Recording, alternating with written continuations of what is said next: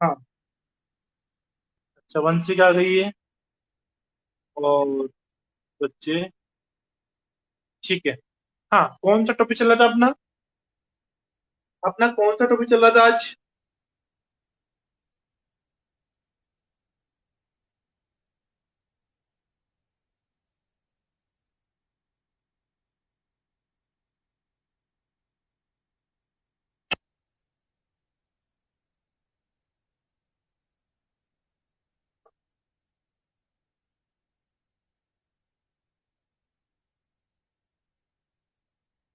देखते हैं। हाँ वंशिका, गुड मॉर्निंग बेटा। क्या पढ़ेंगे बेटा आज? टॉपिक क्या था आज का अपना? टॉपिक क्या था? यूनिट टेस्ट पूरा हुआ था क्या?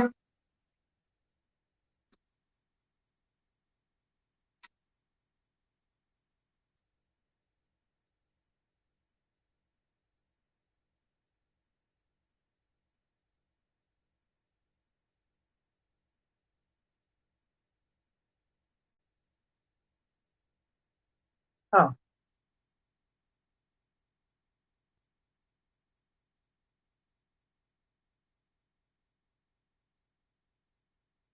नहीं पता। चलो। अपना शायद यूनिट टेस्ट कंप्लीट हो चुका था, और आज का जो टॉपिक रहेगा, चैप्टर नंबर 13, उसका नाम है एसक्यूएल। इसको समझने की कोशिश करेंगे। Sorry, SQL DBMS. डीबीएमएस के अंदर आएगा एसक्यूएल डीबीएमएस। आज डीबीएमएस के कॉन्सेप्ट को समझने की कोशिश करेंगे कि डीबीएमएस होता क्या है। ठीक है। चैप्टर नया स्टार्ट हो रहा है। और मैं बात करूं यहाँ पे आपकी। देख, जो आपका जो सिलेबस है वो 3 यूनिटों में डिवाइड है। उसमें 1 से 5, 6 से 12, और 13 से 15 ये चैप्टर है। यूनिट फर्स्ट बोलते हैं इसको। यूनिट फर्स्ट, सेकंड और थर्ड। ठीक है। यूनिट फर्स्ट है तो सी लैंग्वेज की है, unit second C plus plus की है, और यूनिट थर्ड डीबीएमएस या एसक्यूएल की है। डीबीएमएस, ये 3 यूनिट है आपकी। ठीक है। हाँ। तो हमारी फर्स्ट और सेकंड यूनिट कंप्लीट हो चुकी है, थर्ड यूनिट स्टार्ट किया अपन ने। डीबीएमएस 13 से 15 चैप्टर, 3 चैप्टर आएंगे इसके अंदर। ठीक है। 13 से 15 चैप्टर किसमें आएंगे? डीबीएमएस चैप्टर के अंदर। और 6 से 12 सी प्लस प्लस, और 1 से 5 सी लैंग्वेज। ये दोनों यूनिट कंप्लीट हो चुकी है, थर्ड यूनिट स्टार्ट हुई है एसक्यूएल डीबीएमएस। मैं बात करूं तो लगभग 18 से 20 नंबर के क्वेश्चन बनते हैं फर्स्ट चैप्टर से। और 16 से 18 या 16 नंबर मान लेते हैं इसमें, वो बनते हैं सी प्लस प्लस से। और 20 नंबर बनते हैं किससे? एसक्यूएल से।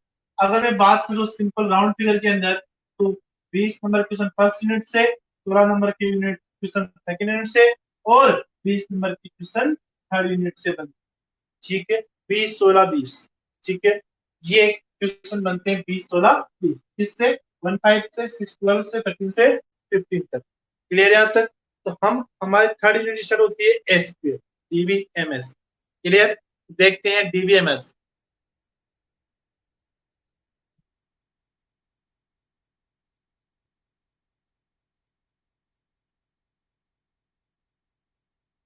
अब डीबीएमएस की बात करें तो यहाँ पे फुल फॉर्म बात करूं तो डेटा बेस मैनेजमेंट सिस्टम क्या होती है? Data base management system. Database management system. अब सुनो, एक छोटे से एग्जांपल से ये टॉपिक स्टार्ट करूंगा आज का मैं। आपने, सिंपल से बात करूं, 10th पास आउट आप होके आए हो, वहां से आपने अपना रिजल्ट या एडमिट कार्ड डाउनलोड किया था।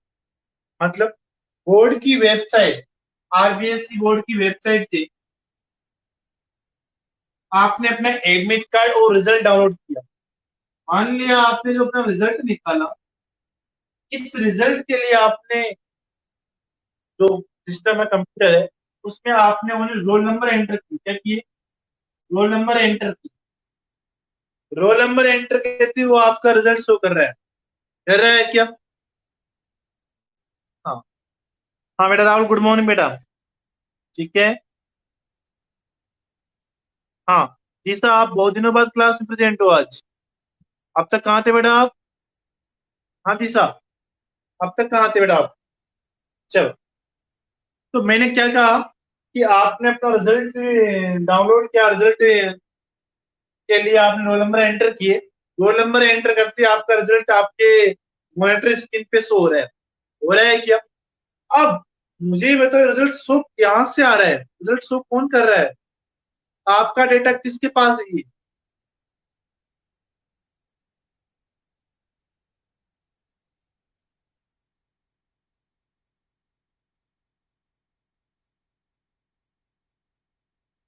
हाँ, ये रिजल्ट आ कहाँ से रहा है? जैसे आपने रोल नंबर एंटर किया, मान लेता हूँ मैंने 1002 किया, ये एंटर करते मान लिया कि इसके अंदर कौन है? राहुल। अब इस नंबर से राहुल का क्या कनेक्शन है? आपने ये नंबर एंटर किया, इस पे राहुल, राहुल की पूरी डिटेल आ गई। इस सब्जेक्ट में ये नंबर, इस सब्जेक्ट में ये number, parents name, mobile number, जो भी सब थे, डिटेल इससे डिटेल उसकी सामने आ गई। डिटेल आ कहाँ से रही है? कैसे आ रही है? कहाँ रखा हुआ है डेटा?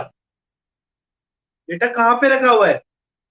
और रखा हुआ है तो इस नंबर से बाकी डिटेल कैसे हो रही है? कहीं ना कहीं डेटा इससे लिंक है। कौन डेटा? राहुल नाम का डेटा इससे लिंक है। कैसे लिंक है? रीजन क्या है, कैसे बनता है? यही पढ़ेंगे इस चैप्टर के अंदर, इसमें डीबीएमएस। अब मैंने कहा कि रोल नंबर से आपका रिजल्ट सामने आ रहा है, तो कहीं ना कहीं राजस्थान बोर्ड की जो डेटाबेस है उसका, वहां पे पूरे जो भी 10th बोर्ड है उन सभी बच्चों का डेटा एक जगह स्टोरेज सेव है। कहाँ पे? आरबीएससी के डेटाबेस। वहां से ही हम डेटा अपना रिजल्ट डाउनलोड कर।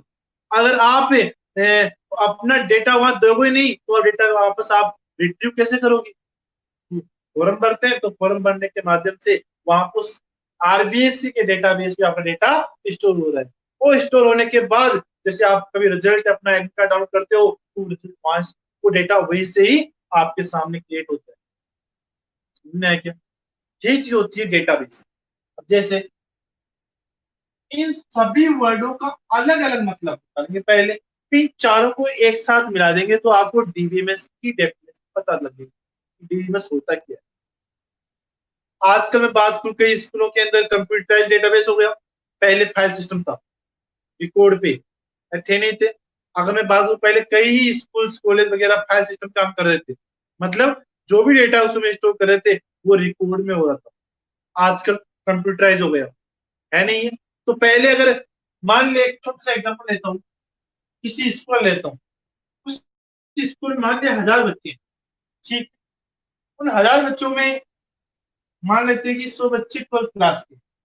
ठीक है। अब एक 12th क्लास का मैंने एक रिपोर्ट बना दिया। इस रिपोर्ट में रोल नंबर 1 पे ये नाम का, 2 पे ये, 3 पे ये, 4 पे ये, 5 पे ये, तो सभी बच्चों के इस प्रकार से रोल नंबर, उनके नाम, फादर्स नेम, एड्रेस, एज, जो भी है सब्जेक्ट सारे अपने इस रिकॉर्ड के अंदर राइट कर दिया। क्लियर? अब जैसे ही राइट किया, अब मान लिया कि ये पहले, जैसे जब इसने एडिशन लिया था तब इसकी एज 16 साल कितनी थी? 16 साल थी। इसने 11th क्लास में एडमिशन लिया, अब ये 12th में आ गया। इसमें आ गया 12th में। 12th में आया तो क्या ये रिकॉर्ड काम यूजफुल होगा क्या? क्योंकि रिकॉर्ड क्या हो गया, पुरानी क्लास का हो गया।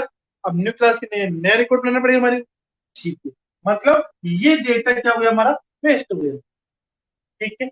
अब अगर इसे मान लिया किसी ने मिस्टेक से, जैसे नाम है आपका राहुल है, तो आपने RAHL कर दिया, मिस्टेक कर दी। अब क्या करोगे इसको? चेंजेस रहेंगे इसके अंदर। आपने ऐड कर दिया। अब ये तो है नहीं कि हाँ इसको रब कर देंगे आप। आपने पेंसिल तो इसमें लिखा नहीं, पेन से लिखा है तो रब तो होगा नहीं। क्या करोगे आप? इस क्लास का टपिस करोगे और लिखो नीचे राहुल। है नहीं? है। तो इस प्रकार से हमें क्या करना है, यहाँ पे डेटा को डिलीट करने में और इंसर्ट करने में प्रॉब्लम आ रही है। आ रही नहीं आ रही? अगर मान लिया किसी भी स्टूडेंट ने स्कूल से टीसी ले ली, और वो स्कूल से बाहर निकल गया, जैसे मान लिया 3 रोल नंबर का बच्चा स्कूल से बाहर निकल गया, तो क्या करेंगे, आप 3 नंबर के रोल नंबर को डेटा को करेंगे, डिलीट करेंगे, कैसे करेंगे डेटा पर, कैसे करेंगे, ये पूरे साल भर रिकॉर्ड यही बोलेगा अब, या तो क्या करोगे, उस पर पेंसिल फेर देंगे, फिर भी ये आगे तो आएगा ही नहीं, है नहीं है। तो इस प्रकार से इंसर्ट करने में, अपडेट करने में, डिलीट करने में हमें क्या होती है, कुछ प्रॉब्लम्स क्रिएट होती है। जैसे एक छोटा एग्जाम्पल देता हूँ मैं, कि यहाँ पे इस स्कूल में 1000 बच्चे थे, मैंने कहा कि राहुल नाम के बच्चे को सर्च करो, कौन सी क्लास में मुझे पता नहीं है, मैं बाहर चला गया कि राहुल नाम का बच्चा, मैं, हाँ राहुल से बात करने मेरे को, ठीक है, मैंने कह दिया। अब जैसे उन्होंने कहा कि राहुल कौन सी क्लास में, ये हमें पता नहीं है। अब राहुल हो सकता है कि उसको क्या हो, मल्टीपल राहुल, ज्यादा राहुल है, तो क्या करेंगे कि हाँ वो शायद 10 से 12 के बीच में हो सकता है, 10 से 12 के बीच में, 10, 10, 11, 12 क्लास में हो सकता है, क्या करेंगे, अब उन 10, 12 और 11 तीनों क्लासों के रिपोर्ट को चेक करेंगे कि तीनों क्लास में राहुल नाम का बच्चा है, तो उसमें चेक करने में कम से कम हमें 10 से 15 मिनट 20 मिनट लगेगी, तो हमें सर्च करने में क्या आई, थोड़ी सी डिफिकल्ट हुई। अगर यही काम आपका कंप्यूटर होता, हाँ राहुल चाहिए तो आपने राहुल एंटर किया, तो राहुल एंटर करते आपने एंटर मारा, तो रिपोर्ट आ गई, हाँ इस नाम के राहुल इस क्लास में पढ़ते, एक ही मिनट में आपका डेट सामने आ गया, है नहीं है। तो रिकॉर्ड सिस्टम में इस प्रकार के प्रॉब्लम हमारे सामने क्रिएट हो रही थी, वो नहीं हो रही थी, तो आजकल कंप्यूटराइज डेटाबेस होने के बाद ये सारी प्रॉब्लम्स क्या हुई हमारी, रिमूव हो गई, दूर हो गई, सुनना है कोई डाउट। तो फाइल सिस्टम पहले रिकॉर्ड सिस्टम में काम कर रहे थे, आजकल सारे अधिकतर डेटाबेस क्या हुए, कंप्यूटराइज हो गए। तो डेटाबेस होता क्या, कहीं ना कहीं आपका बेस क्लियर हुआ होगा, डेटाबेस होता क्या है, हाँ थोड़ा बहुत आइडिया क्लियर हुआ क्या डेटाबेस का।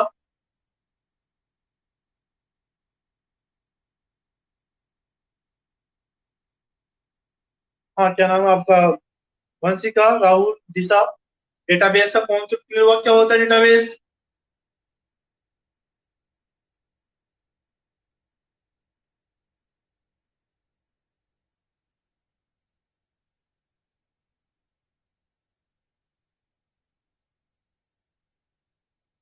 ओके, ठीक है बेटा। अब देखो, बुक सभी पास है, सभी पास बुक्स है क्या, सभी पास बुक्स है क्या बेटा।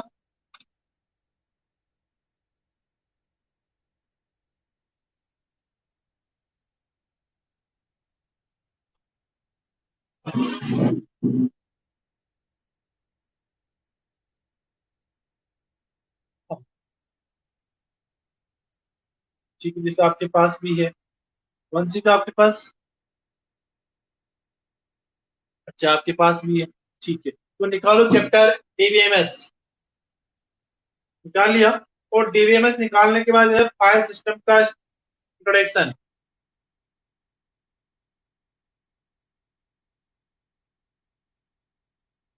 निकाला क्या, इसमें फाइल सिस्टम के कुछ प्रॉब्लम्स दे रखे हैं, डिसएडवांटेज दे रखे हैं फाइल सिस्टम के, कौन कौन से दे रखे हैं, मैं सामने बताता हूँ आपको, ठीक है। फाइल सिस्टम के डिसएडवांटेज या प्रॉब्लम कौन कौन सी है, disadvantage of file system,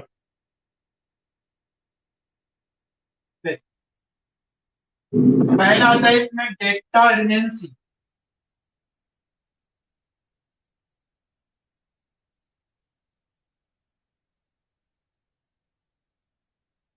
data redundancy, दूसरा आता है इसमें data access difficulty, data access difficulty, तीसरा आता है इसमें डेटा आइसोलेट, डेटा आइसोलेटेड, चौथा पॉइंट आता है इसमें मल्टीपल, मल्टीपल यूजर,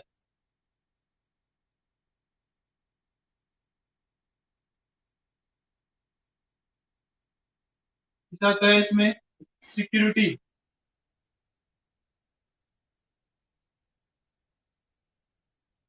सिक्योरिटी। अगला आता है इसमें इंटीग्रिटी इश्यू। इंटीग्रिटी इश्यू, ये कुल मिला के तीन तीन छह पॉइंट है जो फाइल सिस्टम के अंदर प्रॉब्लम या डिसएडवांटेज होते हैं किसके, फाइल सिस्टम के। पहला पॉइंट आता है इसमें डेटा रिडंडेंसी। इन सभी वर्ड्स को ध्यान से समझना, 11th में आपने पढ़ा होगा, कोई बात नहीं, पढ़ रहे हैं, प्रत्येक वर्ड का मतलब ध्यान से समझना है, ठीक है। पहले आता है डेटा रिडंडेंसी। डेटा तो हमें पता है, रिडंडेंसी क्या होता है, रिडंडेंसी क्या होता है तो बताएगा, रिडंडेंसी का मतलब मुझे को बताएगा।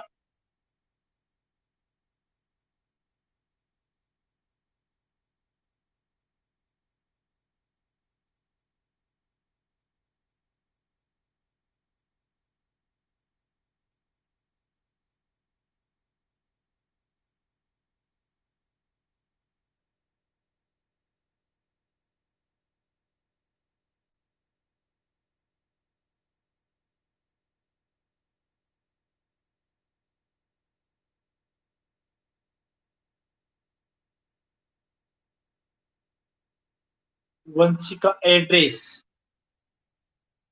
अच्छा, आपने कहा रेडिडेंसी मतलब एड्रेस, राइट। हाँ वंशिका, रेडिडेंसी मतलब एड्रेस बताया आपने। चलो देख, नहीं ये ऐसा नहीं होता है। रेडिडेंसी का मतलब होता है डुप्लीकेट। डुप्लीकेट कैसे, फाइल सिस्टम में क्या होता है, एक सेम डेटा, बताऊं मैं आपको, फाइल सिस्टम में क्या होता है, जो सेम डेटा अलग अलग फाइलों में अलग अलग स्टोर होता है। क्या कहा मैंने, सेम डेटा अलग अलग फाइलों में स्टोर हो रहा है। जैसे आपके पास एक फाइल है, ओनली आपके एडमिशन फाइल है, एक रिजल्ट फाइल है, एक आपकी मान लेता हूं मैं सब्जेक्ट फाइल है, एक आपकी कुछ और को फाइल है। अब इन सभी फाइलों में आपका नाम तो कॉमन है, सभी में आपका नाम कॉमन है, और हो सकता है कि हमने सभी फाइलों में आपका एड्रेस भी दे दिया, तो आपका नाम और एड्रेस तो एक ही है, लेकिन हम तीनों फाइलों में मेंशन कर रहे हैं नाम और एड्रेस, कर रहे हैं क्या, जो कि डेटा मीन्स, मतलब सेम डेटा अलग अलग फाइलों में स्टोर हो रहा है। जब सेम डेटा अलग अलग फाइलों में स्टोर हो रहा है तो जाहिर सी बात है प्रॉब्लम भी क्रिएट होगी नहीं होगी। एक तो हमारा स्पेस खराब हो रहा है, दूसरी चीज हमें टाइम वेस्ट हो रहा है हमारा। अगला क्या इशू क्या है, उसमें सर्च करने में प्रॉब्लम क्रिएट हो रही है। तो इस ये प्रॉब्लम होती है किसके अंदर, फाइल सिस्टम, कौन सी, डेटा रिडंडेंसी। कौन सी, डेटा रिडंडेंसी, मतलब इसमें डुप्लीकेट डेटा की एंट्री होती है, इसमें फाइल सिस्टम। क्या कहा, सो बात की एक बात है कि फाइल सिस्टम के अंदर डेटा रिडंडेंसी होती है, मतलब डुप्लीकेट डेटा की एंट्री होती है। अब डुप्लीकेट डेटा क्या होता है, मतलब सेम डेटा बार बार रिपीट होना, सेम डेटा बार बार रिपीट होना, एक ही डेटा बार बार आ रहा है तो बार बार जगह स्पेस ले रहा है, तो टाइम भी हमारा वेस्ट हो रहा है। फाइल सिस्टम में डेटा रिडंडेंसी होती है। क्लियर, पहला टॉपिक क्लियर है क्या, डेटा रिडंडेंसी, फाइल सिस्टम में डेटा रिडंडेंसी होती है, मतलब डुप्लीकेट डेटा की एंट्री इसमें होती है। तो ये भी सबसे बड़ी प्रॉब्लम होती है इसके अंदर, डेटाबेस की। हमने पहली चीज, पहला टॉपिक क्लियर है क्या। हाँ वंशिका, आपको डाउट, बेटा पहला टॉपिक क्लियर हुआ कि डेटा रिडंडेंसी वाला।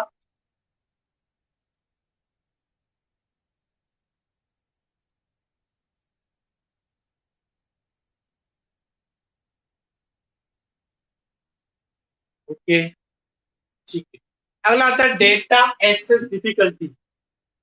अब हमें नाम से, इस वर्ड से तो मतलब क्लियर हो रहा है कि हमें डेटा को प्राप्त करने के लिए, डेटा को लेने के लिए हमें कुछ प्रॉब्लम्स क्रिएट करनी होगी, हमारे सामने कुछ प्रॉब्लम्स आ रही, डेटा एक्सेस डिफिकल्टी, डेटा को पढ़ने में डिफिकल्टी, कुछ प्रॉब्लम्स आ रही है, समस्याएं आ रही है। डेटा को एक्सेस मतलब रीड करना, लेना, कैसे, देख, मतलब फाइल सिस्टम में क्या होता है, हम कोई भी काम करते हैं, जैसे मैंने मान लिया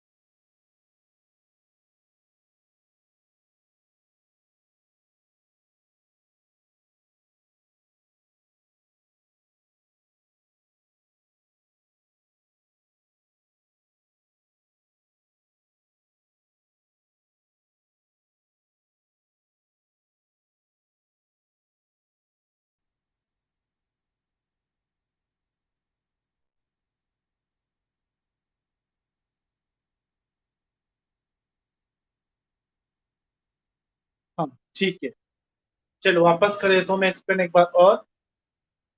डेटा एक्सेस डिफिकल्टी का मतलब ये होता है कि फाइल सिस्टम में डेटा को एक्सेस करना कुछ डिफिकल्ट होता है, मुश्किल होता है।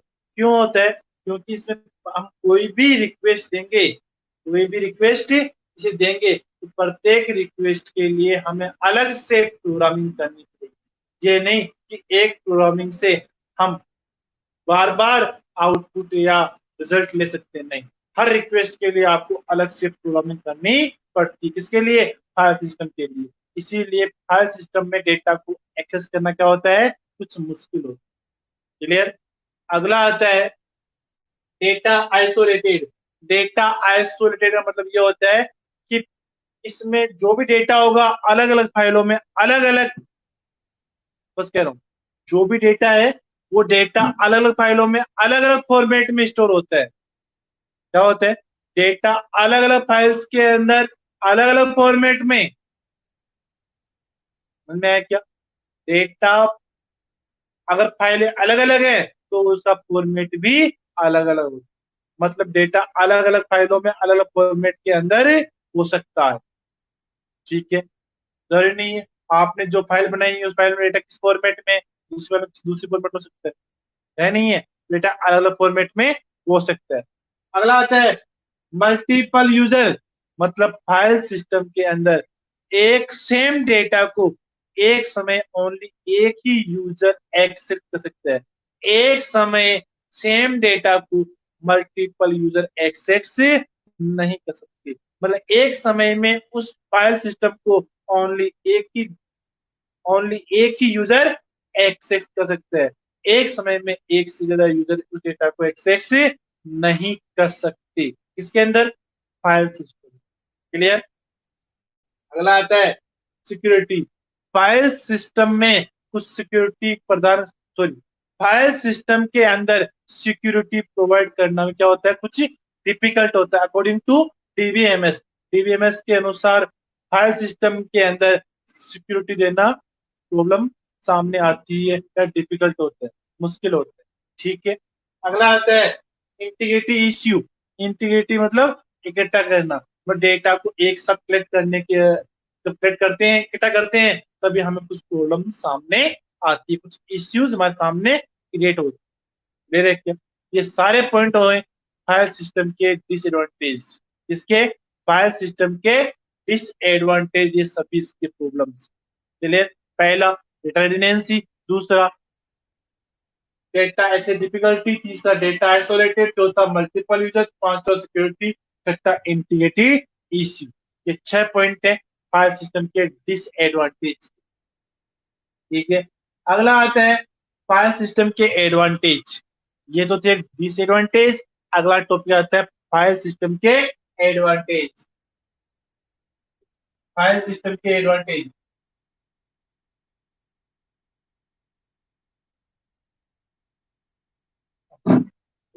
अब देखते हैं फाइल सिस्टम के एडवांटेज। तो फाइल सिस्टम के एडवांटेज क्या क्या है? तो फाइल सिस्टम का पहला एडवांटेज क्या है? Single application.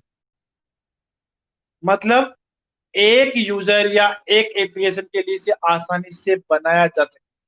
पहला पॉइंट कैसे है? Single application. क्या है? सिंगल एप्लीकेशन, मतलब एक एप्लीकेशन के लिए या एक ऑर्गेनाइजेशन के लिए या छोटी संस्था के लिए इसे आसानी से इम्प्लीमेंट किया जा सकता है। किसको? File system. मतलब छोटी संस्था या कोई ऑर्गेनाइजेशन, छोटा कोई भी, उसके लिए इसे आसानी से इम्प्लीमेंट किया जा सकता है, बनाया जा सकता है। किसको? File system. अगला क्या आता है? ये छोटी संस्था या छोटे ऑर्गेनाइजेशन के लिए अच्छी, मतलब बात करूं तो मैं, जो फाइल सिस्टम है इसको स्मॉल या छोटे ऑर्गेनाइजेशन के लिए आसानी से इम्प्लीमेंट तो कर ही रहे हैं, उसके लिए यूजफुल भी होता है। क्यों? क्योंकि डेटा क्या हो सकता है, एक जगह इंटीग्रेटेड होता है और उसको आसानी से हम रीड राइट कर सकते हैं, उससे आसानी से अपन समझ सकते हैं। इसके लिए एक स्मॉल डेटा, स्मॉल ऑर्गेनाइजेशन के लिए। अगला पॉइंट आता है इसमें,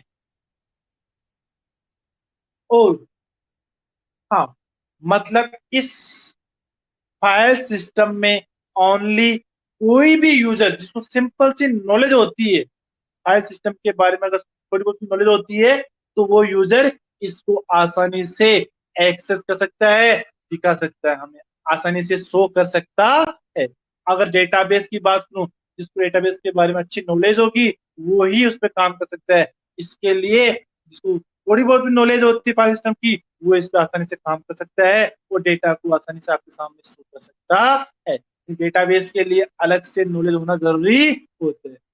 उनमें क्या ये होते हैं 3 पॉइंट फाइल सिस्टम के एडवांटेज। अगला टॉपिक आता है हायरार्की ऑफ डेटा। क्या आता है? Hierarchy of data. इस हायरार्की ऑफ डेटा को ध्यान से समझना, यहाँ से कई बार क्वेश्चन बने हैं। हायरार्की ऑफ डेटा से कई बार क्वेश्चन बने हैं। अगला पॉइंट आता है hierarchy of data.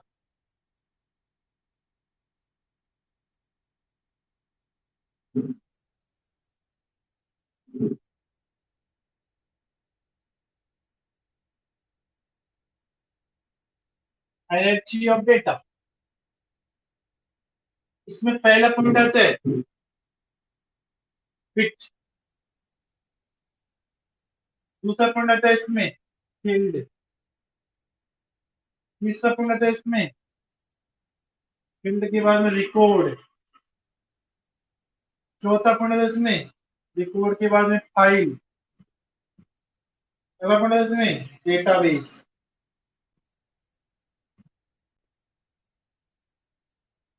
With field, record, file और डेटाबेस। इसको ध्यान समझना।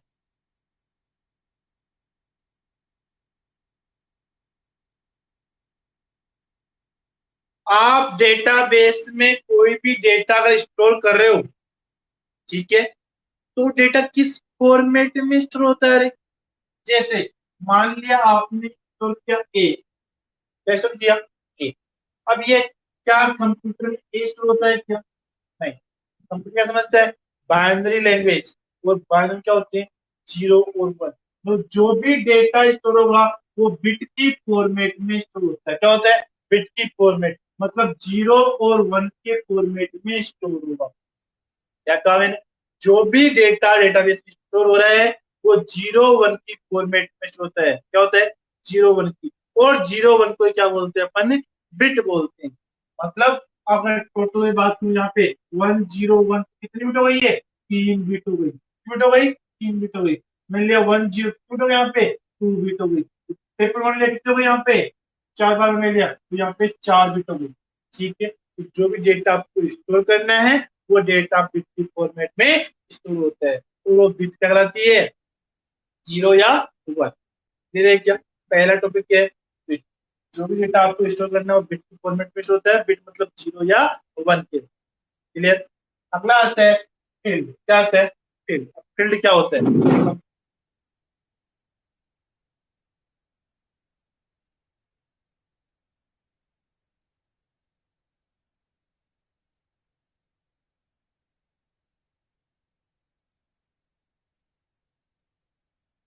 अब मैं बात करता हूँ फील्ड की।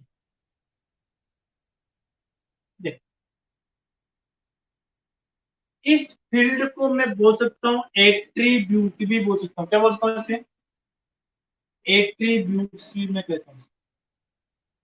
फील्ड का दूसरा नाम क्या है? एट्रीब्यूट भी है। क्लियर? और इसका तीसरा नाम है, बात करूं तो इसे कॉलम भी हम कह सकते हैं। क्या बोल सकते हैं इसे? कॉलम भी बोल सकते हैं। ये चीज ध्यान रखना, बार बार यूज में आएगी। फील्ड का एक नाम एट्रीब्यूट भी है तो दूसरा नाम क्या है? कॉलम भी है। रिकॉर्ड का एक नाम क्या है? अगर रिकॉर्ड को मैं बोलूं तो रिकॉर्ड क्या बोल सकते हैं अपन? रो भी बोल सकते हैं। क्या बोल सकते हैं इसे? रो। रिकॉर्ड को हम रो भी कह सकते हैं। तो और क्या कह सकते हैं इसे? हम टपल भी से बोलते हैं इसे। टपल। टपल भी से अपन कह सकते हैं।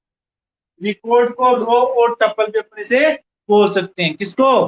रिकॉर्ड को। इनके बारे में एक्सप्लेन करूंगा आपको थोड़ी देर में। हाँ, अब देखते हैं। आप मान लिया मेरे पास ये क्या है? एक टेबल है। इस टेबल के अंदर,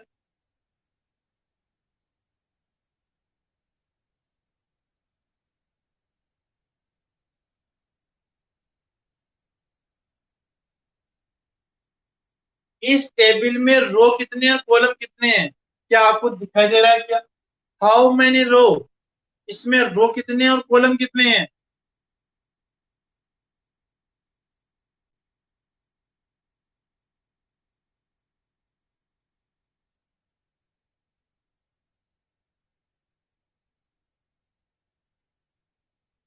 वंशिका ने कहा 4 रो और 3 कॉलम। राहुल भी 3 कॉलम बता रहा है। अच्छा, और वंशिका ने 4 और 3 कॉलम। ठीक है, अच्छी बात है। हाँ बिल्कुल राइट आंसर। कॉलम 3 है, रो 4 है, बिल्कुल सही। ये होते हैं कॉलम और ये होती है रो। ठीक है, अच्छी बात। चलो, मान लिया ये टेबल मैंने स्टूडेंट के लिए बनाई है। किसके बनाई है? अरे स्टूडेंट। इस टेबल का नाम क्या है? Student table. इस स्टूडेंट टेबल में मुझे रखना है यहाँ पे रोल नंबर, स्टूडेंट का नाम और क्लास। ये 3 फील्ड ले लिए मैंने। कितने फील्ड लिए यहाँ पे? 3 फील्ड। पहला फील्ड रोल नंबर का, दूसरा नेम का, तीसरा क्लास का। और फील्ड को ही क्या कहते हैं अपन? फील्ड को ही बोलते हैं अपन एट्रीब्यूट और कॉलम। सुनो, फील्ड क्या होता है? अगर मैं पहले स्टूडेंट की बात करूं, तो क्या ये स्टूडेंट इस पूरी टेबल को रिप्रेजेंट कर रहा है क्या? अरे कर रहा है क्या? यस या नो? 11th में आपने टॉपिक पढ़ा था हमने, ER model, entity relationship model. वो मॉडल अपन वापस यहाँ पे भी पढ़ेंगे, लेकिन इसको समझाने के लिए मैं वापस उस चीज को एक्सप्लेन कर रहा हूँ। स्टूडेंट यहाँ पे इस टेबल को रिप्रेजेंट कर रहा है। टेबल को हम क्या बोल सकते हैं? Student table. मतलब स्टूडेंट क्या एक एंटिटी है? क्या है? एंटिटी। एंटिटी क्या होती है? Group of attribute. एट्रीब्यूट के समूह को क्या बोलते हैं अपन? एंटिटी बोलते हैं। ग्रुप एट्रीब्यूट्स के समूह को, ग्रुप को क्या बोलेंगे? एंटिटी बोलेंगे। Group of attribute is called entity. Sir, attribute क्या होते हैं? जिसके हम और टुकड़े नहीं कर सकते, वो क्या होंगे? एट्रीब्यूट होंगे। जैसे हमने ले लिया स्टूडेंट, मान लिया ये एंटिटी है। अब सर ये एंटिटी क्यों है, कैसे हुई? इसके कई एट्रीब्यूट होते हैं। कैसे होंगे? स्टूडेंट का रोल नंबर, स्टूडेंट का नाम, स्टूडेंट की एज, उसकी क्लास, उसका एड्रेस। ये क्या हुए इसके? एट्रीब्यूट। अब जैसे एक एट्रीब्यूट निकाल लिया रोल नंबर, क्या रोल नंबर के टुकड़े कर सकते हो क्या आप?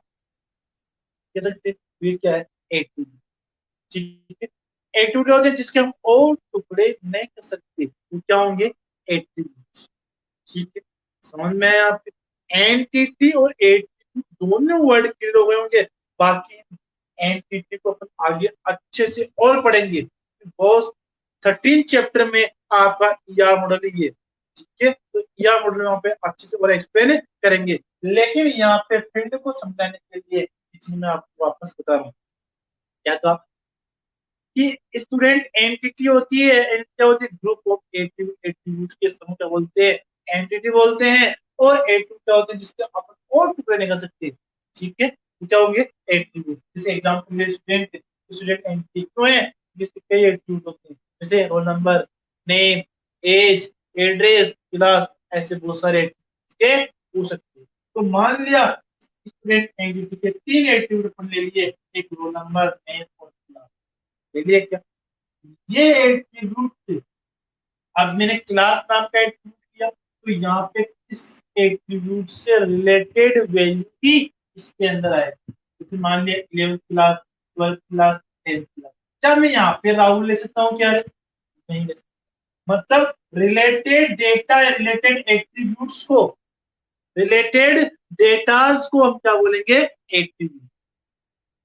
क्योंकि ये सारे डेटा क्या है? आपस में रिलेटेड होंगे। ये क्लास नाम के फील्ड में क्लास ही आएगी, नाम नहीं आ सकता। नाम नाम वाले फील्ड में नाम ही आएंगे, क्लास नहीं आ सकती। रोल नंबर वाले फील्ड में रोल नंबर ही आएंगे, तो डेटा नहीं आ सकता। क्यों नहीं आ सकता? ये रीजन पढ़ेंगे बाद में, है नहीं है? इसको बोलते हैं अपन क्या? फील्ड बोलते हैं। क्योंकि ये क्या है? एट्रीब्यूट है, और एट्रीब्यूट का नाम ही क्या है? फील्ड है, और फील्ड का दूसरा नाम क्या है, कॉलम है। तो फील्ड, एट्रीब्यूट और कॉलम तीनों क्या होते हैं, एक ही होते हैं। क्लियर है क्या? अरे क्लियर यहाँ तक? यहाँ तक क्लियर है क्या? हाँ, क्या फील्ड, एट्रीब्यूट और कॉलम तीनों चीज क्लियर है यहाँ पे? तीनों का मतलब एक ही होता है, फील्ड, एट्रीब्यूट, कॉलम, ये सभी एक ही बात है। चलो, अच्छी बात, क्लियर। अगला टॉपिक आता है रिकॉर्ड। क्या आता है? रिकॉर्ड। अब मान लो सर, रिलेटेड डेटा को तो हमने एट्रीब्यूट बोल दिया, अब रिकॉर्ड किससे बोलेंगे? जैसे मान लिया कि मेरे पास रोल नंबर ए, उसका नाम मान ले तो कुछ माने मैंने, जैसे आपका नाम मान ले तो राहुल है और वंशिका तू है, दूसरे में कौन सा रहेगी, वंशिका रहेगी। ठीक है। अब एक पे राहुल है जो 12th क्लास में पढ़ता है। अब इस रोल नंबर एक से, रोल नंबर एक से, तो ये सारे डेटा आपस में रिलेटेड है क्या? नेक्स्ट का एक पे राहुल है जो 12th में पढ़ता है, ये सही है क्या? एक पे वंशिका है जो 12th में पढ़ती है, तो ये वाला सही है। फर्स्ट वाला, सेकंड वाला सही है। मैंने कहा फर्स्ट में कि रोल नंबर एक पे वंशिका जो 11th में पढ़ती है, मान लेते हैं, या फिर इसे 12th में है, नीचे एक और डेटा मान लेते हैं वो जो 11th में पढ़ता है। क्या रोल नंबर एक जो वंशिका है वो 11th में पढ़ता है, तो ये सही है क्या? क्या ये वाला सही होगा? एक पे राहुल 12th में पढ़ता है, कौन सही है इसमें से?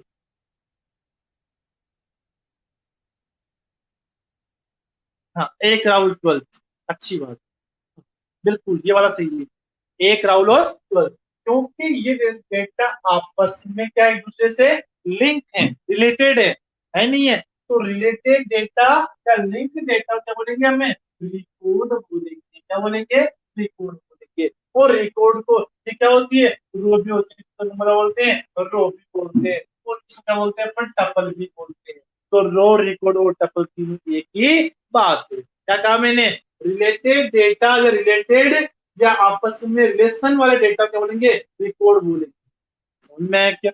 और इस रिकॉर्ड को क्या बोलते हैं? रो बोलते हैं। रो ही क्या है? टपल है। तो टपल, रो और रिकॉर्ड तीनों का मतलब है एक ही बात। क्लियर है क्या? रो रिकॉर्ड क्लियर हो गया? मतलब रो को बोलेंगे रिकॉर्ड और कॉलम को बोलेंगे क्या? एट्रीब्यूट या फील्ड बोलते हैं। अब क्या दोनों टॉपिकों में किसी को प्रॉब्लम है क्या? नहीं है? चलो आगे। अब अगला आता है फाइल। अब फाइल क्या होता है?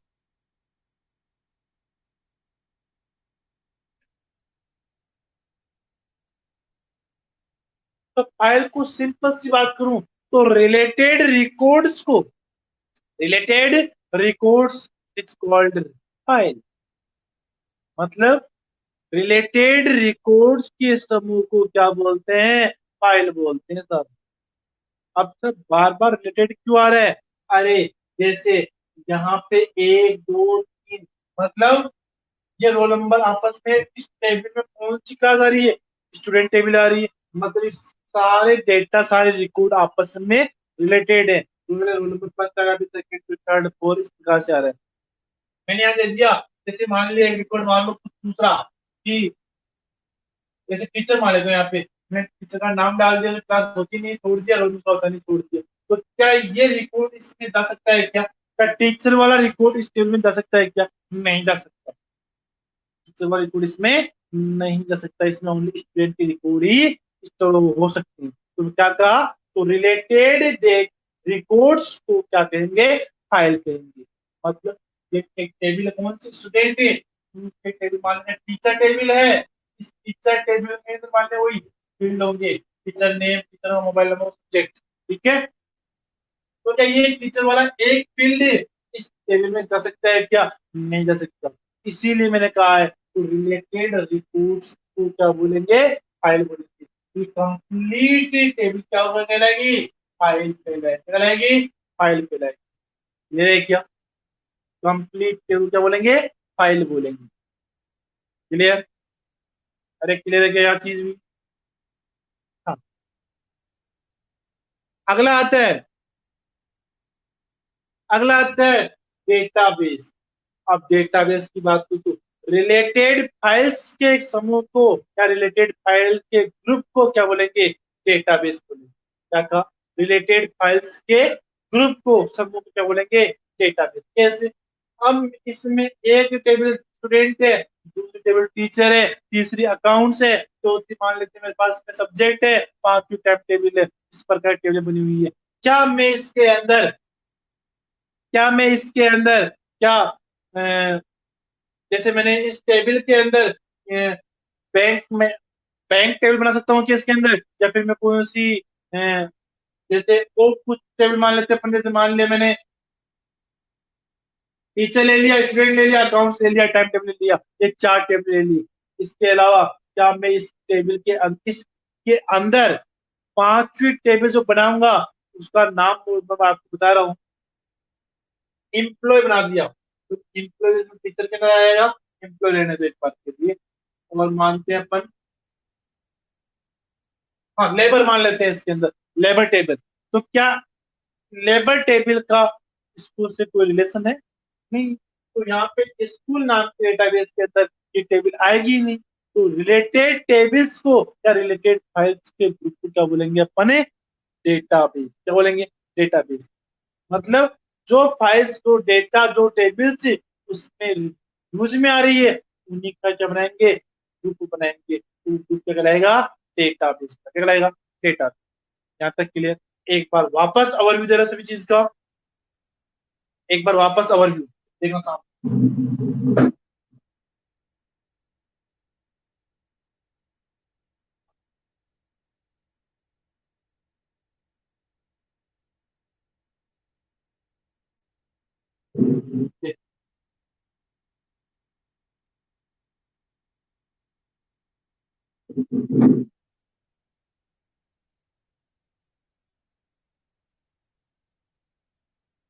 ये है रोल नंबर,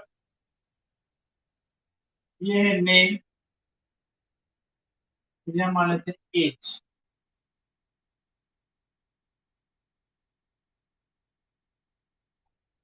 एक, दो, तीन और चार।